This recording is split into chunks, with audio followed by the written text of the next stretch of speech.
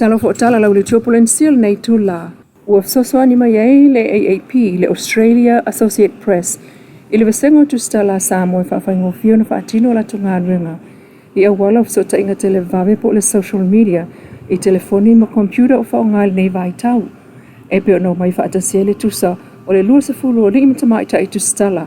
E whaalawa I tele la tau sila fia whaongaina o tools ma por kalame ilungo telefoni ma computer e iloa ai le moni. O whaasalaunga o lo oilungo platforms SS le o lo lofia nei lungo fsota inga tele vave.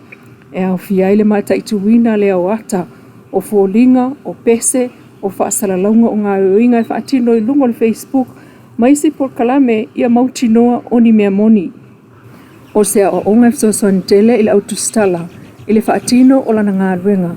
E au noa masala pela pea I awala tau whaasese o ngā osia masalalau lungo fsota inga tele vavave ma ta ua sui o le AAP. E talitonu e ta ua tele le workshop le nei awa o le ngā ruenga e mawhai o na whai, o le ngā ruenga e au o na whaatau nuu, ai o le lato wha malosi le vasenga o tu stala Samoa, o le ngā rulue ina ia o lato sila fia. Ai mole taimi nei, e ta tau le media o na iloa, ai awhai e ta tau na whaatala noa mta upu nei, male iloa, o le mea e ta tau na whai, e pei o le whau tua mai ai, le AAP. Ua mai amanuia sau ninga wha mawai o le tuuai o le malo e le tamamatua. Le fionga ia whaumuina aviata. Malu 5 tausanga matua o le soifua o le fionga o papa puleia I Savai. I le asa lulu lua fito au kusta lua o luono. O le fionga whaumuina aviata o le tamali isili leo na matua. O le whaalapo tupatonga o le SVSG Samoa Victim Support Group Village Representatives. Ma ave ai o ia ma whaatamai Samoa. Po le sui o le nuu I ngā ruenga la vea I le to manga moe popo ngā tia. Sa ngā lue ai whaumuina le ai se tutongi talu mai le lua fesfulu valu. Valu tau sanga o au na ilona taimi o lona sila fia ma le malo si eu na ia le whaamuta o sa wanga I tutonu o ainga manu. I nā taimi na mo le mawina o se sui e anga maulalo e alofa I ono tangata ma o lona tofinga ele o sana matafa yoi ai o le vala au o lona fatu. Na awai atu iaile pulenga o le SVSG upolu e au fiaile pristene. E fionga sili niulina jang ma village representatives o savai I ato e whaailoa le nganga o le whaafitai. I le sao le neifo I tamamatua. Ua maliu ai o whaatino pea lana tautua o le whaatupo le file mo. Maleu na ia o le whaamuta o sawanga whaasanga I tinama whanau o Samoa. O le moli maufo le nama ia na paanga I le nuu sa awai umai toi sao ninga ia mana ia malo ia I le sao. O le tama le fionga ia whaumuina. Mo le toi fo I whaamawhanwhananga mwhaamaisenga I a inga loto whaavau. O lo tu maulawa le taimi o le tau sanga ma le aungo le whaamoe moe e ua awa esele ingo le te wila ma suia I le mea sina Samoa. Ma whaalau loa aloa ia I le whailo ilo po le lauko le mea sina I le aso luluana nafi I le moto tu lisi le ele FOU. O le whailo le ua ia le ata o le tānoa o le fue tuinga to o ni footi whaatasia I male ipu tau awa, sui ai le ata o le fungala au le te wila na sawai.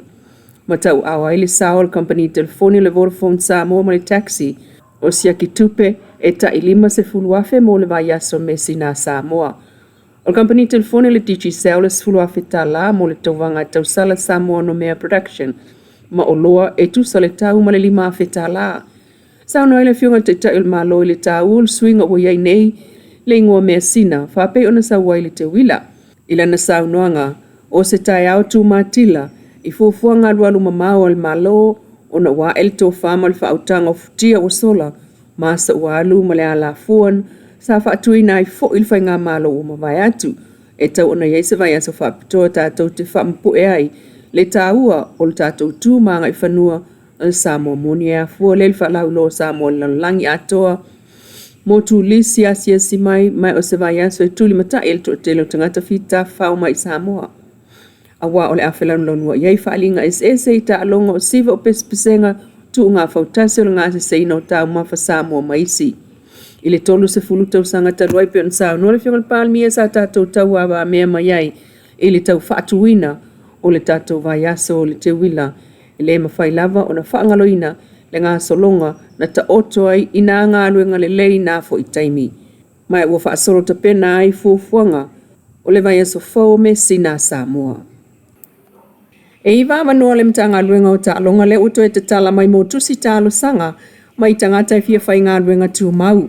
Ile ole a le to e talia talo sanga la tau na talo sanga mua mua atu mo a wanoa e lua skulaki ile Friendly Park to tasil tangata wha mawhanua le Friendly Park tasile leo leo po malai Fatu Reserve tolu a wanoa wha mawhanua i tona i mato tasile wha mawhalta alo i tona i mato o tutongi o a wanoa ta uailunga e ta ise fulua fe lima se lau le tausanga, peitai. E ei fo i awa noa ngā ruenga wha akone kalate al mta ngā ruenga le soifua maloloina.